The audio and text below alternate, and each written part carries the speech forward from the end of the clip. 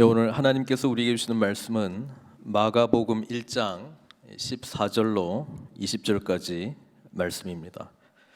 마가복음 1장 14절로 20절까지 말씀 교독하여 읽도록 하겠습니다. 요한이 잡힌 후 예수께서 갈릴리에 오셔서 하나님의 복음을 전파하여 이르시되 때가 찼고 하나님의 나라가 가까이 왔으니 회개하고 복음을 믿으라 하시더라. 갈릴리 해변으로 지나가시다가 시몬과 그 형제 안드레가 바다에 금을 던지는 것을 보시니 그들은 어부라. 예수께서 이르시되 나를 따라오라. 내가 너희로 사람을 낚는 어부가 되게 하리라 하시니 곧 그물을 버려두고 따르니라. 조금 더 가시다가 세베대의 아들 야고보와 그 형제 요한을 보시니 그들도 배에 있어 그물을 깁는데 같이 읽겠습니다. 곧 부르시니 그 아버지 세베대를 품꾼들과 함께 배에 버려두고 예수를 따라가니라. 아멘. 복음에는 반응이 따른다라는 제목으로 우리 하나님의 말씀을 증거하겠습니다. 오늘 우리가 함께 읽었던 이 마가복음 1장 14절부터 20절까지의 내용은 예수님께서 드디어 지난주에 우리가 세례 요한으로부터 세례를 받으시고 이제 새로운 창조 시대가 열리는, 그리고 그 세계의 왕이신 예수 그리스도께서 이렇게 성부 성자 성령님 그런 마치 그 임명식과 같이 그렇게 이제 시작이 됐잖아요. 오늘 본문에서는 예수님께서 비로소 사역을, 공생의 이제 사역을 구체적으로 어떤 사역을 하셨는가가 설명이 되어 있는데, 첫 번째는 그 하나님 나라의 이제 복음을 전파했다라고 하는 것이고요. 두 번째는 제자를 삼았다라고 하는 것입니다. 그래서 제가 오늘 본문의 이제 제목을 이제 생각하면서 예수님께서 하신 일은 저희도 항상 다 하는 것이다, 이거를 늘 잊지 않았으면 좋겠습니다. 우리는 우리 신앙생활의 목적이 예수님을 닮아가는 것이기 때문에 예수님의 성품을 닮아가는 것이고 예수님의 사역을 닮아가는 거예요. 그래서 신앙의 연차가 깊어진다라고 하는 거는 연수가 깊어졌다고 주님과의 관계가 깊어지면 좋겠으나 주님과의 관계가 깊어진다라고 하는 것은 점점 예수님을 닮아가는 거예요. 그래서 예수님을 닮아간다라고 하는 거는 우리의 그 성품적인 모습뿐 아니라 사역적인 모습도 닮아가는 것이다. 그래서 이 복음서를 두 가지 차원으로 항상 이제 바라보면 좋겠는데요. 우리 주님께서는 누구시고 어떤 일을 하셨는가, 그거를 이제 보는 거고요. 그리고 거기에 따른 제자들의 반응을 늘 주의 깊게 보셔야 됩니다. 제자들도 처음부터 어떤 자격이 있어서 제자가 되는 것이 아니라고 제가 누누이 말씀드렸잖아요. 오늘도 예수님께서 찾아오셔서 제자들을 선택하시고 부르셨다라고 하는 것을 우리가 기억해야 돼요. 이 제자들은 어떤 자격이 있는 건 아닙니다. 그런데 오늘 본문을 보면은 엄청난 자격이 있는 것처럼 사실은 보입니다.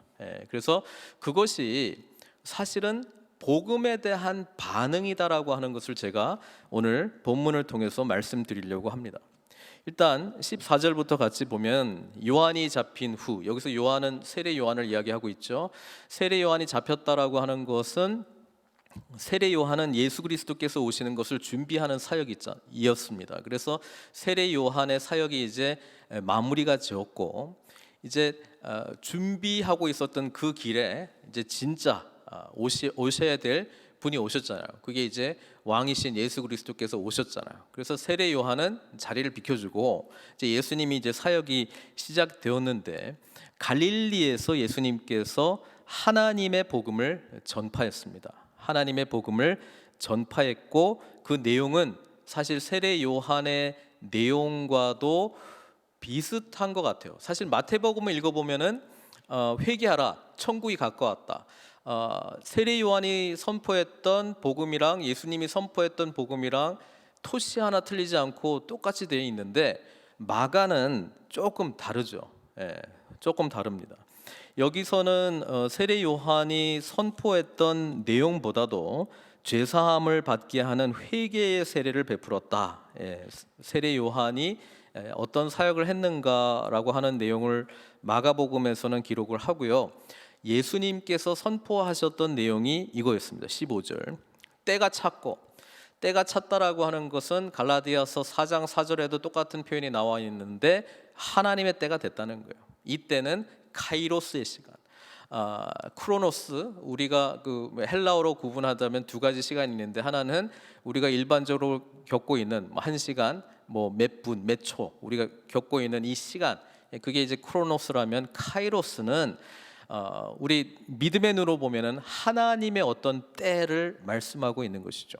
하나님께서 예수 그리스도를 통해서 지금 새로운 세상을 열고 계시고, 이 새로운 세상에는 성령님의 능력으로 거듭난 새 피조물들이 탄생하게 될 것이고, 이 세상은 우리 예수님께서 다스리시는 하나님의 나라다라고 하는 것입니다. 바로 그 때가 찼다는 것입니다. 그리고 하나님의 나라가 가까이 왔다. 이 가까이 왔다라고 하는 것이 도대체 무슨 이야기냐? 아직 안 왔다는 거냐? 아니 바로 코앞에 있다는 어떤 이미지가 있는데 도대체 무슨 말이냐? 여러 의견들이 좀 있습니다만은, 저는 그냥 간단하게 하나님의 나라가 예수님께서 오심으로 가까이 온 거죠. 그런데 주님께서는 이 복음의 완성을 하시기 위해서는 뭐예요? 가르치시고, 또 우리를 위해서 십자가에서 죽으시고, 또 부활하시고 승천하시고, 성령님께서 보여주시는 이 완전한 복음의 내용이 아직 안 임했잖아요. 지금 이제 시작이잖아요. 그런 점에서는 이제 가까이 왔다라고 하는 것이고요. 성경을 보시면 그러나 예수님께서는 하나님의 나라가 또 이미 왔다라고도 이야기를 해요. 대표적으로 마태복음 12장 28절을 보면은 이렇게 기록되어 있죠. 그러나 내가 하나님의 성령을 힘입어 귀신을 쫓아내는 것이라면 하나님의 나라가 이미 너희에게 임하였느니라. 그러니까 이게 뭐예요? 사탄이 지배하던 나라에 예수 그리스도께서 귀신을 쫓아냈다라고 하는 것은 그냥 아픈 자가 치유됐다, 이 정도 차원이 아니고 귀신을 몰아낸다는 거예요. 사탄을 물리치고 이제는 뭐예요? 성령님께서 이 세상을 이제 지배하게 되는, 성령님은 그리스도의 영이시잖아요. 그러니까 그리스도가 다스리는 새로운 시대가 도래했다라고 하는 그런 증거로서 귀신이 쫓겨났다 그러면 예수님이 뭐라고 이야기합니까? 이미 하나님의 나라가 임했다고 말합니다. 왜냐하면 성령께서 역사하는 나라가 예수 그리스도께서 귀신을 쫓아낼 때에, 병을 치유할 때에 나타났기 때문에, 그리고 예수님의 오심 자체가 하나님의 나라가 이미 임한 거죠. 그런데 문제는 뭐예요? 아직 성령님께서 모든 사람에게 오시지 않았어요. 그는 오순절날 이제 임하는 사건 아닙니까? 그러니까 하나님의 나라의 왕은 오셨는데, 그리고 그 오심으로 이미 하나님의 나라가 시작은 되었지만은 모든 사람들이 그 왕권, 하나님의 나라의 통치, 하나님의 나라를 실제적으로 경험하는 거는 아직 아니잖아요. 그러니까 그런 점에서는 가까이 왔다는 거예요. 미국의 예를 들자면 이제 선거가 끝나고 이제 여러 가지 또 말들이 있습니다만은, 이제 새로운 대통령이 일단 됐다 그렇다라고 하는 거는 일단 우리 자신한테는 아직 뭐가 구체적으로 이렇게 되는 건 아니에요. 그렇지만 전체적으로 어떤 뭔가 바뀔 것이다라고 하는 그런 것이 있잖아요. 예수님께서 오셔서요, 하나님의 나라가 시작이 되었는데 모든 사람들에게 그것을 체화된 하나님의 나라로 실제로 경험하는 데까지는 시간이 걸린 거예요. 이게 참 재밌죠. 2000년이 흐른 지금까지도 아직 주님의 나라가 이미 2000년 전에 왔음에도 불구하고 아직 안 왔다라고 하는 사람도 있고, 왜냐하면 그는 아직도 예수님을 못 만났기 때문에 그렇고요. 또 성령께서 우리의 삶을 인도하신다라고 하는 그런 삶을 못 살아내고 있으니까 하나님의 나라가 그냥 죽어서 가는 나라로만 생각하고 있는, 또 이런 사고 안에는 여전히 또 없는 거예요. 그냥 이렇게 이제 대기하는 인생 살다가 그냥 나는 죽어서 그냥 천국 가니까 그냥 그거 하나 붙들고 이 세상을 사랑하는 건가? 그거 아니라는 거예요. 이미 2000년 전에 예수님께서 성령이 임해서 사탄의 세력이 물러갔어. 그러면 그거는 이미 하나님의 나라가 임했다라고 하는 것입니다. 그러면 예수님을 믿고 성령의 내주, 그리고 성령님의 인도, 성령님의 능력, 성령님의 열매, 성령님의 은사, 그런 걸 경험하고 있는 저와 여러분들은 뭐예요? 이미 그 나라 안에 있는 거잖아요. 왜냐하면 그분의 다스림 아래서 살아가고 있기 때문에 하나님의 나라가 우리에게는 실현된 것입니다. 그렇죠? 그러나 아직 완성되지는 않았어요. 왜냐하면 주님의 재림으로 그 나라가 완성될 것이라고 또 우리 신약의 서신서들을 특히 보면 우리가 또 알 수 있지 않습니까? 그런 점에서 가까이 왔다. 지금 우리가 경험하는 하나님의 나라가 가까이 왔다라고 하는 것은 이미 도래한 하나님, 아직 도래하지 않은 하나님 나라 사이에 사는 거고요. 제자들 입장에서는 아직 이 복음의 완성이 이루어지지 않았기 때문에 예수님께서 십자가에서 인류의 죄를 위해서 죽고 또 부활하시고 또 승천하시고 또 성령님이 오신 그 사건이 아직 임하지 않았기 때문에 그런 점에서는 이들에게는 가까이 다가간, 그렇죠? 그런 의미로 말씀하셨고요. 그 다음에 이 하나님의 나라가 선포가 될 때, 이 복음이 선포가 될 때에 반응이 있어요. 오늘 제가 복음에는 반응이 따른다 이렇게 말씀드렸잖아요. 어떤 반응이냐? 회개를 해야 돼. 일단 회개. 이 회개는 뭐예요? 하나님의 나라 이전의 나라는 뭐예요? 내 하고 싶은 대로 욕망대로 또 욕망대로 하고 있는데 그게 세상의 공중의 권세 잡은 자 사탄의 지배를 받고 살아갔던 거거든요. 그러니까 뭐냐면은 아담과 하와가 타락해서 살아간 예수님을 구주로 고백하지 않은 이전 시대에는 자기가 주인이 되어서 살아갔던 시대를 말씀하고 있습니다.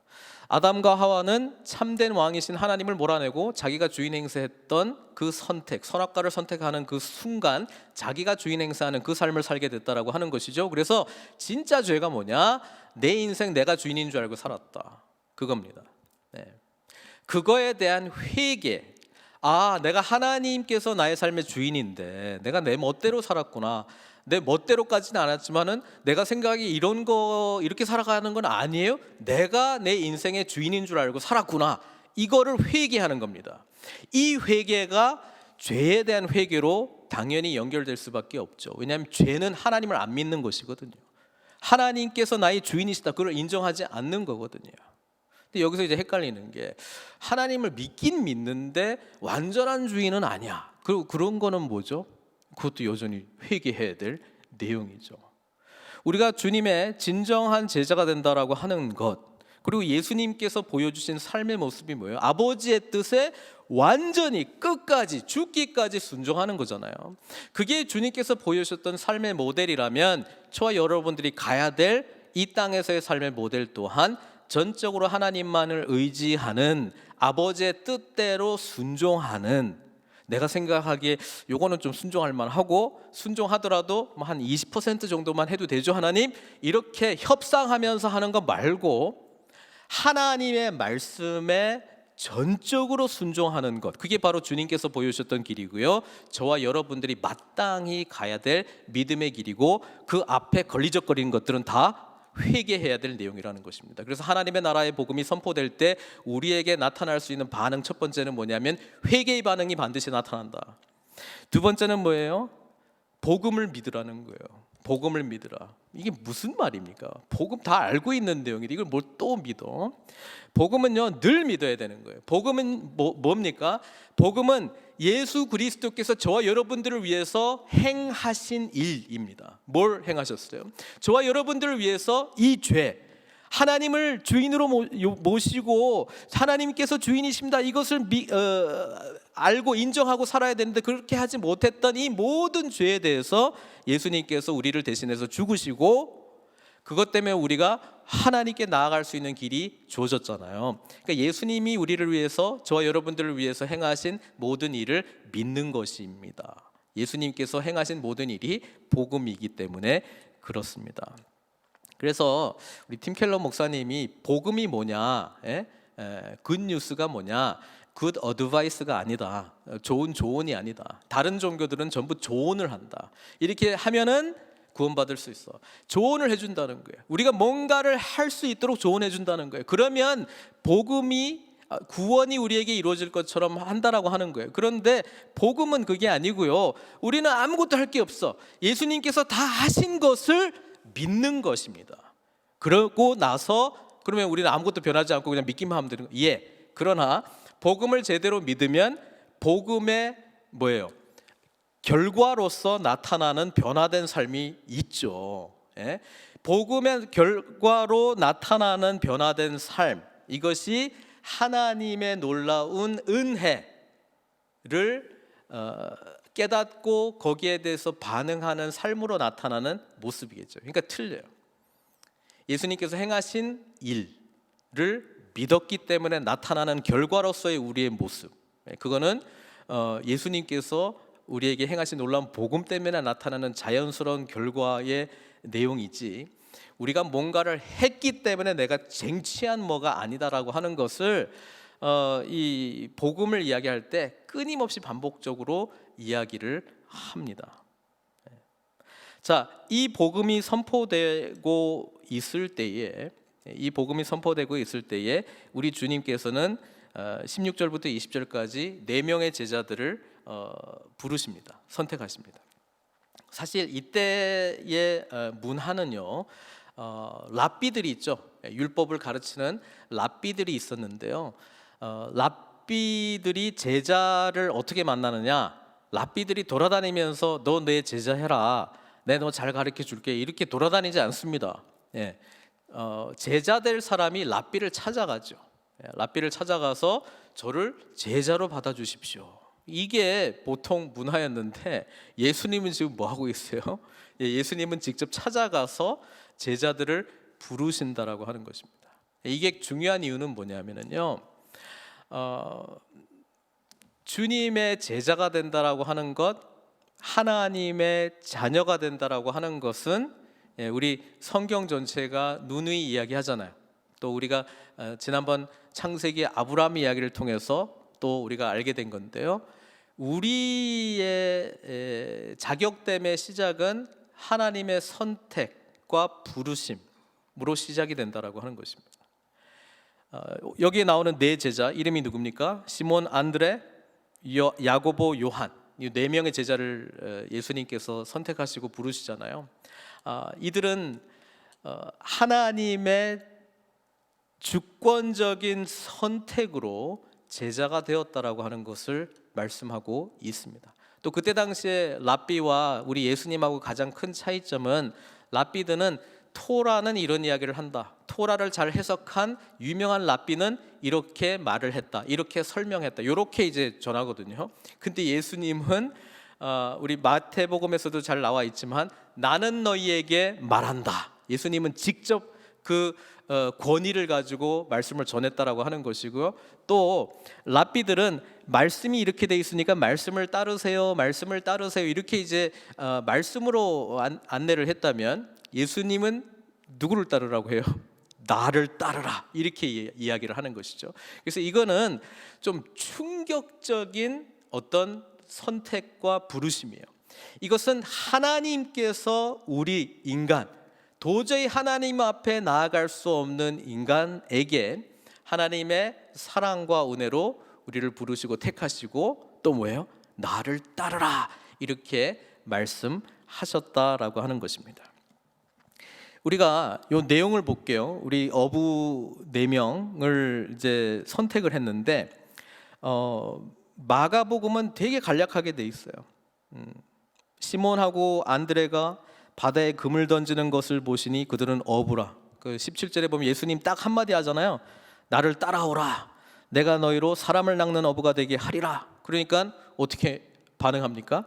그물을 버려두고 따르니라. 이야.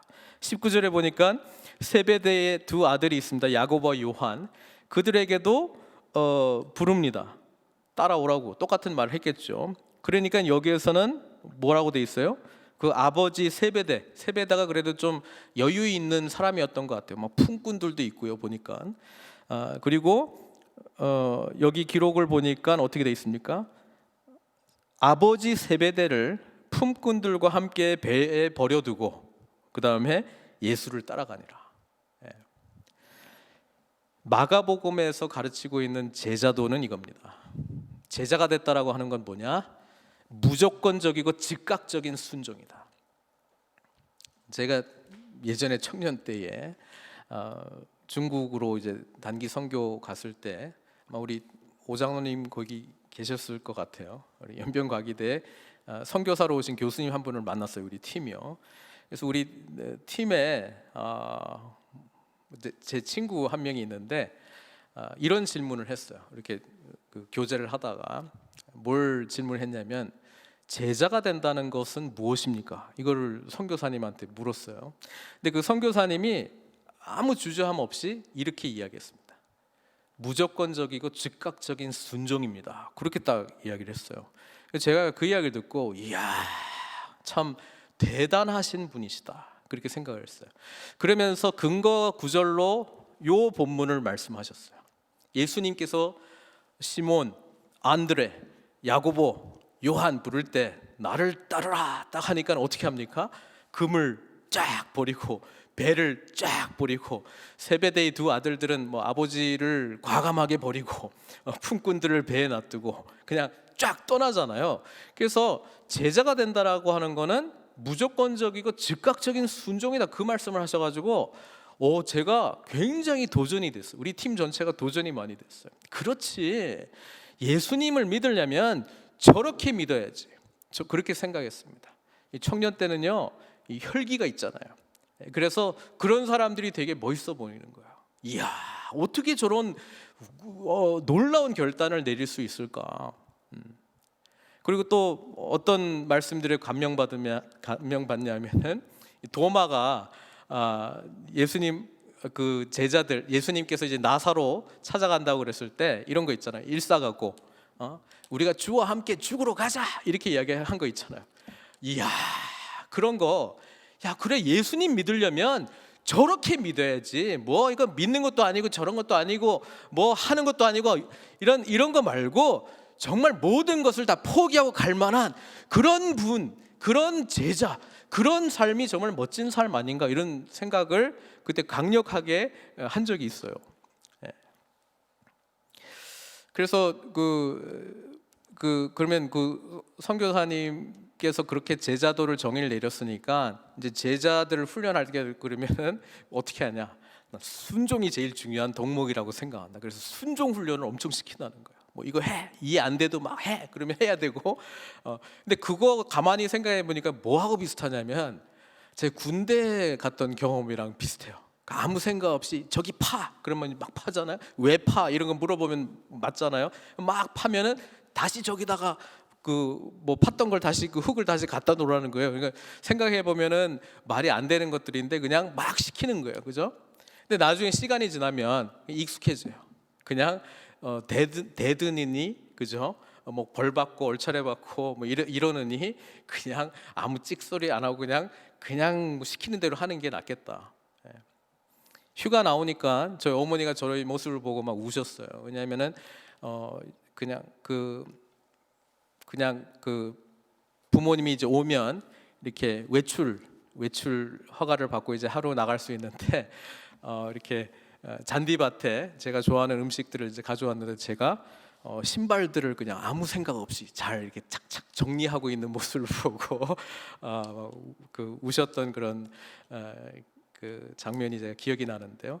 예, 그래서 순종이라고 하는 거는 이 복종의 단계까지 가는 거는 인간적인 방법으로도 얼마든지 갈 수 있다.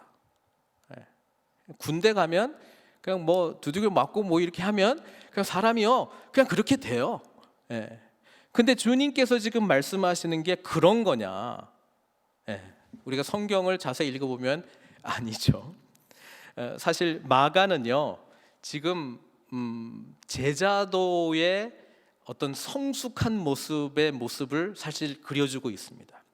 그렇죠. 무조건적이고 즉각적인 순종이죠. 근데 어떻게 그럴 수 있어요? 우리 이 부분을 조금 더 복음서를 보면서 좀 생각해 볼 필요가 있을 것 같아요. 그래서 두 복음서를 좀 우리가 보려고 그러는데 첫 번째는 요한복음입니다. 요한복음에 보면은요 예수님께서 이 세베대의 아들 중에서도 요한 그리고 시몬의 형제 안드레를 먼저 만났던 기록이 되어 있습니다. 요한복음 1장 35절에서 42절을 보면은요, 요한이 자기 제자 중 두 사람, 여기서 말하는 요한은 세례 요한입니다. 세례 요한이 제자 두 명이 있었어요. 예수께서 거니심을 보고 말하되 하나님의 어린 양이로다. 예수님 딱 오셨을 때 세례 요한이 하나님의 어린 양이로다 이렇게 딱 말했어요. 그러니까 두 제자, 세례 요한 옆에 있었던 두 제자가 그의 말을 듣고 예수님을 따라갑니다. 예수께서 돌이켜 그 따르는 것을 보시고 물어 이르시되 무엇을 구하느냐? 이르되 랍비여 어디 계시니까? 그러니까 예수님이 뭐라고 이야기해요? 39절에 예수께서 이르시되 와서 보라. 그러므로 그들이 가서 계신 데를 보고 그날 함께 거하니 때가 10시쯤 되었더라. 그러니까 세례 요한의 이름은 아직 나타나지 않았습니다만 두 제자가 예수님하고 시간을 보냈습니다. 요한의 말을 듣고 예수를 따르는 두 사람 중에 하나는 이제 이름 나오죠. 누구라고요? 시몬 베드로의 형제 안드레. 안드레가 예수님을 먼저 만난 것으로 요한복음은 기록하고 있죠. 그리고 이들은 시간을 가졌습니다. 예수님, 지금 우리 스승님께서 하나님의 어린 양이로다 이렇게 말했는데 그게 무슨 말인가 뭐 질문들 많이 했을 거 아니에요. 시간을 보냈습니다. 그러면서 안드레가요 형제 시몬을 찾아갑니다. 베드로죠. 우리가 메시아를 만났다. 도대체 무슨 대화를 하고 했는지 모르겠습니다만은 이 안드레는요 우리가 메시아를 만났다라고 형제 시몬에게 달려가서 이야기를 합니다.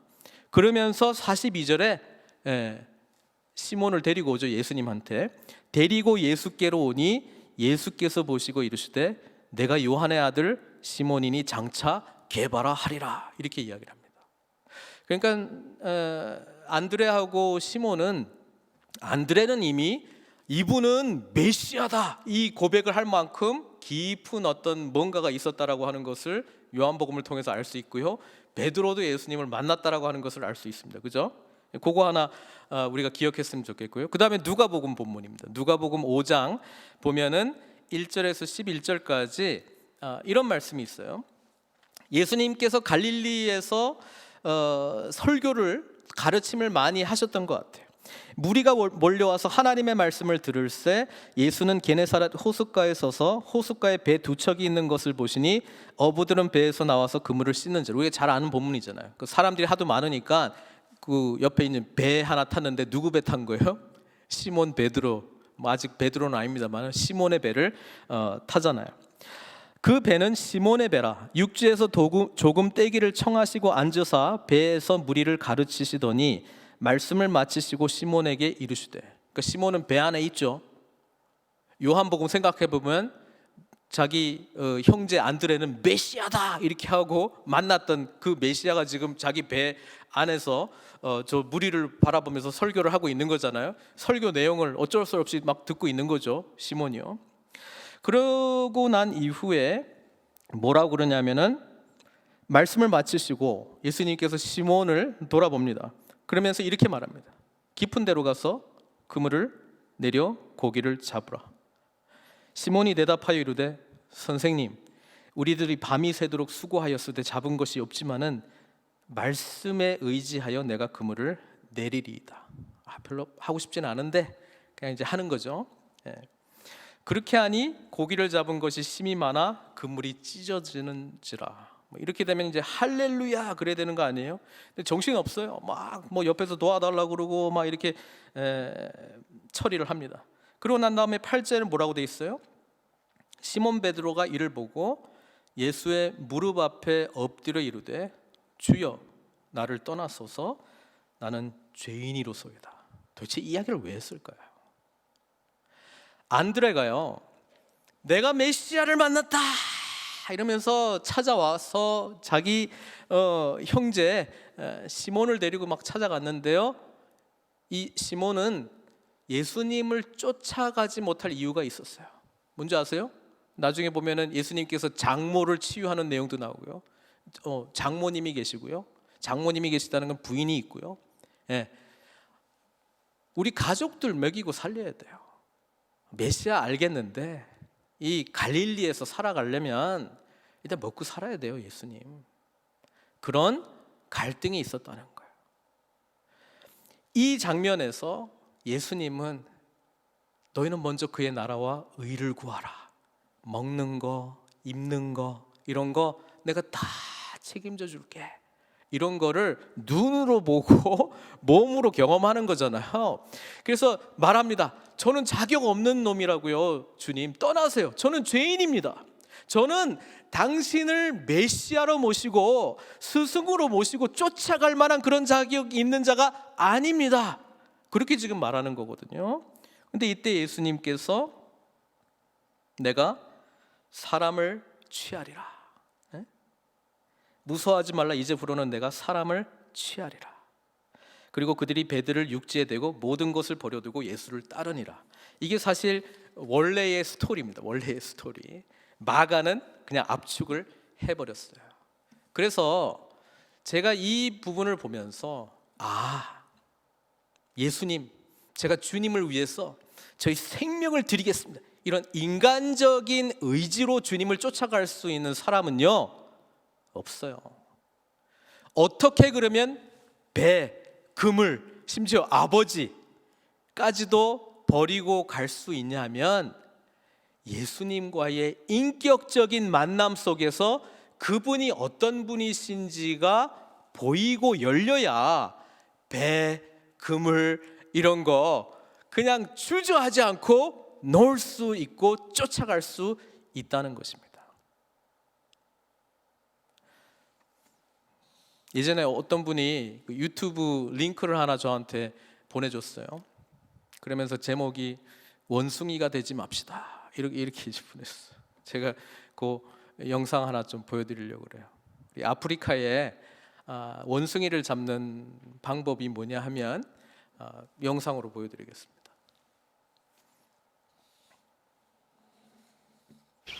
First, he laboriously drills a hole in a giant ant heap when he is sure a baboon is watching him because he knows baboons are incurably inquisitive. Next, he puts some wild melon seeds into the hole and works them in so that they drop into a hollow. Then he saunters off, knowing the baboon is burning with curiosity. The baboon doesn't trust that human being at all, so he plays it cool. But he's dying to know what gives in that confounded hole.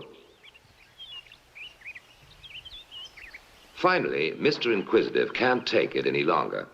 He's got to know what's in there.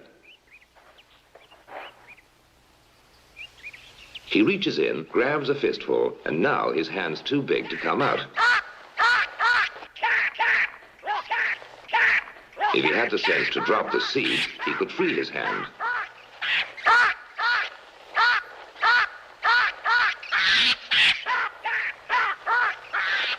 Now he lets go when it's too late.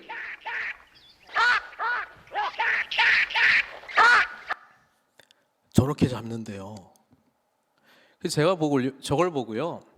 야, 우리가 예수님을 믿는다고 하잖아요. 예수님을 믿는다고 하잖아요. 그런데 정말 예수님을 믿는지 안 믿는지는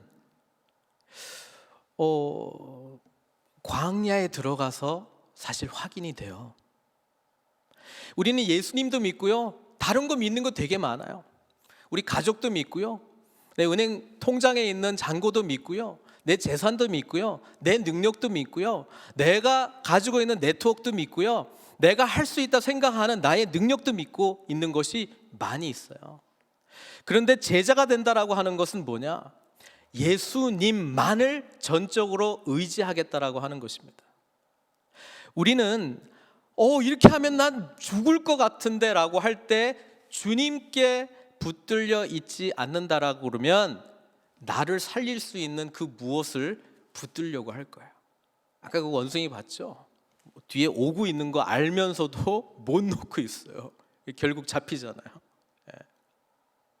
사실 우리가 진정으로 붙들어야 될 것이 있다면 예수님이죠.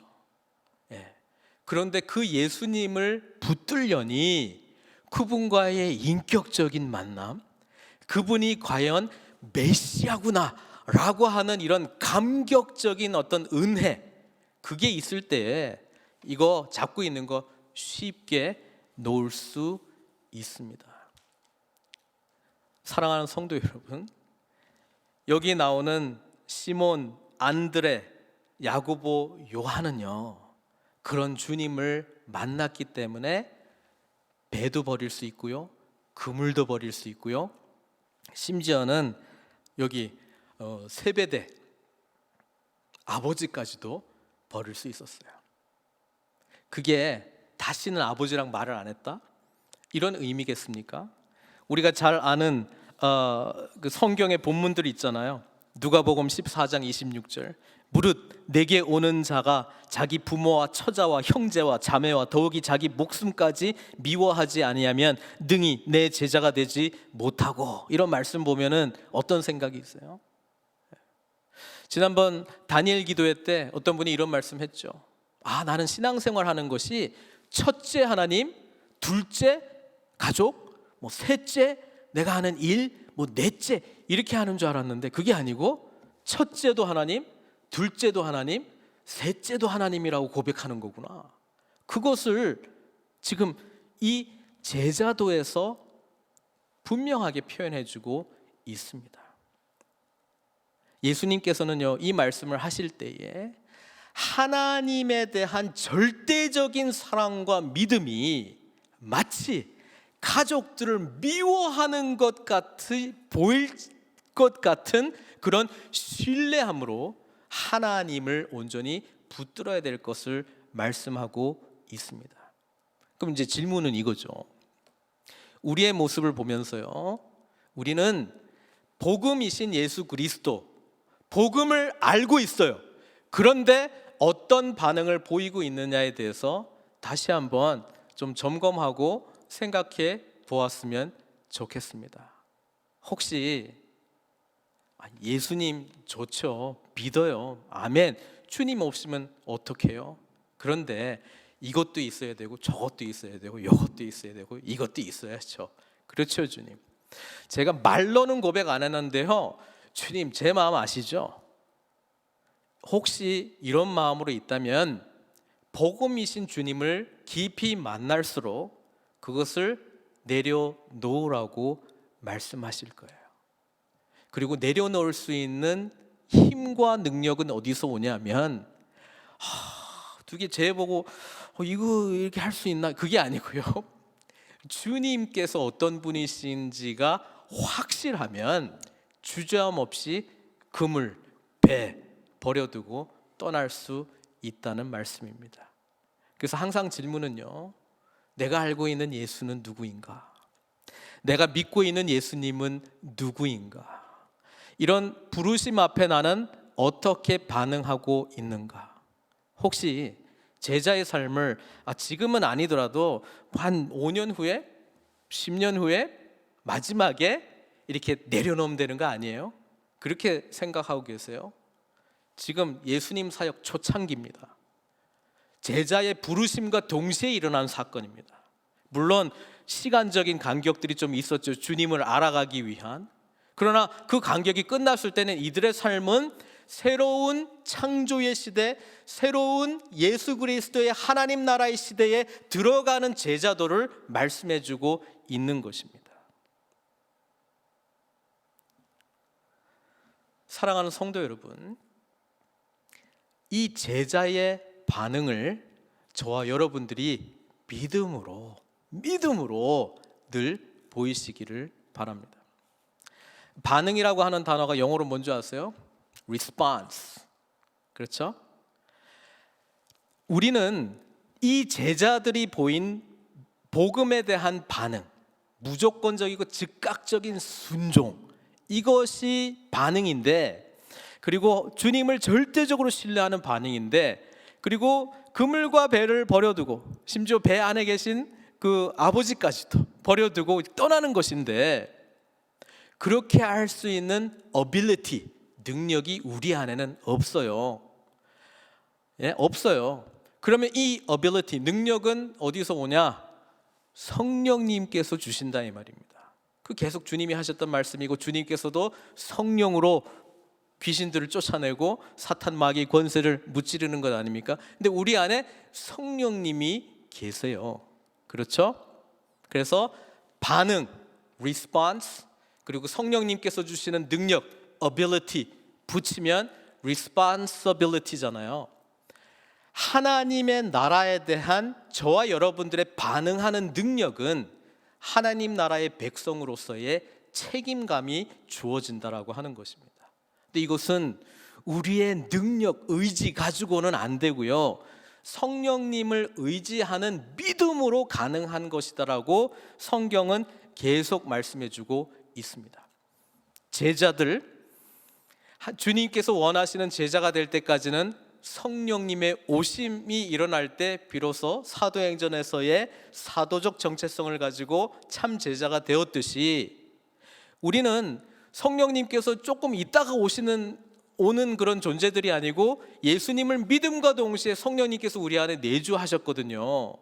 그러니까 우리에게는 사실 모든 response 플러스 ability까지 다 주어졌어요. 그러면 이것을 responsibility를 하나님 나라의 백성, 이 책임감을 가지고 살아가기 위해서 저와 여러분들에게 필요한 건 뭐냐? 예수님을 분명히 보고 그분께서 말씀하신 대로 순종하는 믿음이 저 여러분들에게 필요한 것입니다. 그럴 때 우리는 주님께서 택하시고 부르신 제자들이 감당해야 될 사명, 그 사명이 뭐예요? 주님께서 하신 일이죠. 가르치고 전파하고 치유하는 일. 그렇죠? 그 가르치고 전파하고 치유하는 일 속에 제자 삼는 사역이 있죠. 예수님의 12제자만 하는 것이 아니잖아요. 우리도 복음이신 주님을 만나고 경험했기 때문에, 그리고 성령님께서 주시는 능력으로 이런 삶을 살아갈 수 있기 때문에 저와 여러분들에게도요, 주님께서 하신 사역을 감당하는 자로 살아가기를 우리 하나님께서는, 우리 주님께서는 원하시고 성령님께서 인도하시고 능력을 주십니다. 그래서 복음서들의 마지막은 뭐예요? 이때까지 주님이 어떤 분이신 줄 알았지? 주님께서 너에게 너의 죄를 위해서 죽으시고 새 생명의 그 부활의 첫 열매로서 부활해서 이제는 새로운 시대를 능력 있게 살아가는 모습을 보여줬는데, 사도행전에서 성령님 주셨지? 그러니까 예수님처럼 살아. 그 말씀하고 있는 거예요. 저와 여러분들의 삶 속에 계속 풍성하게 나타나야 될 부분은 제자로서의 삶을 경험하면서 제자 삼는 사역을 감당하는 것입니다. 내 안에 계신 주님과 동행하면서 주님을 온전히 알지 못하는 영혼들을 향해서 우리가 도움의 손길들을 내어 주는 것입니다. 그러면서 이 믿음의 유산을, 내가 경험하고 알았던 이 예수 그리스도의 풍성함을 나누어 주고, 또 힘들어하는 자들에게 격려해 주고, 또 알지 못하는 자들에게 도전해 주고, 그리고 또 한 명의 생명을 낳는 자로 우리가 일으키는 일에 저와 여러분들이 부름받았다는 사실을 잊지 마시기 바랍니다. 여기 보면 본문 보면은 이런 무슨 특공대, 미국 같은 경우는 뭐 해린, 머린, 그렇죠? 해병대, 특별한 소수의 사람들만을 선택하신 것이 아니고, 예수 그리스도의 복음을 받아들이고 반응의 능력을 행할 수 있는 모든 자들에게 이것이 주어졌다라고 하는 것을 기억하시고, 복음에 합당한 반응을 보이시는, 능력을 나타내시는 저와 여러분들 되시기를 주님의 이름으로 축원드립니다. 기도하겠습니다. 신앙생활 속에서 제가 늘 도전하는 건 이거예요. 복음을 알고 계십니까? 알고 계시다면 복음을 누리고 계십니까?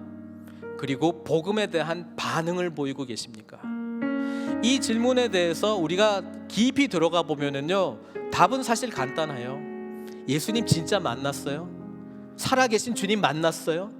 부활하시고 승천하신 주님 만났어요? 성령님께서 우리 가운데 지배하시는 그런 은혜와 그런 놀라운 축복을 누리고 계세요? 이 질문을 하고 있는 거예요. 그렇다면 우리의 참된 주인 되시는 주님 말씀을 사모하시고 말씀대로 순종하는 삶을 살아야 되지 않겠느냐, 그런 말씀하고 있는 거예요. 아까 보여드렸던 원숭이 같은 삶 말고 이거 아니면 안 돼라고 그냥 뒤에서 사냥꾼이 잡으려고 오는데도 놓지 못하는 그런 어리석은 삶이 아니라 참된 생명이요, 이미 시작된 하나님의 나라, 완성될 하나님의 나라 속에서 우리가 영원한 것을 소망하며 살아간다면 우리는 어떤 반응을 보이는 자로 살아가야 되겠습니까? 이것을 붙들고 우리 하나님과 기도하는 시간 좀 갖도록 하겠습니다. 그리고 하나님께서 뭐라고 말씀하시는지 귀 기울여 들으시고요, 그 말씀하신 것에 대한 반응하는 능력을 달라고, 반응하는 은혜를 달라고. 그래서 하나님 나라 백성으로서 책임감 있게 감당하는 자가 되게 해달라고 우리 좀 하나님 앞에 기도하도록 하겠습니다. 함께 기도하시겠습니다. 우리에게 찾아오셔서 복음이 되어주신 주님을 찬양합니다. 복음으로 이미 예수 그리스도께서 행하신 모든 일들에 대한 아멘으로 우리가 반응하며 내 삶의 주인 자리를 행세했던 모든 것에 대해 회개하고 주님의 다스림 아래에서 승리하는 은혜를 허락하여 주시옵소서. 주님 말씀하실 때 그 말씀 의지하여 순종하는 믿음을 허락하여 주시옵소서. 내가 이거 아니면 안 된다고 생각했던 나의 배, 그물, 관계들 내려놓고 오직 주님만을 의지하는 자로 우리 한 사람 한 사람 일으켜 주시옵소서. 그래서 주님께서 하시고자 하는 우리의 일이 되게 해 주시옵소서. 주님의 모습이 우리의 모습이 되게 해 주시옵소서. 주님의 관심이 우리의 관심이 되게 해 주시옵소서. 주님의 사역이 우리의 사역이 되게 해 주시옵소서. 그래서 늘 주님을 영화롭게 하는 그런 영광 가운데로 우리 한 사람 한 사람 인도하여 주시옵소서. 예수님의 귀하신 이름으로 기도드리옵나이다.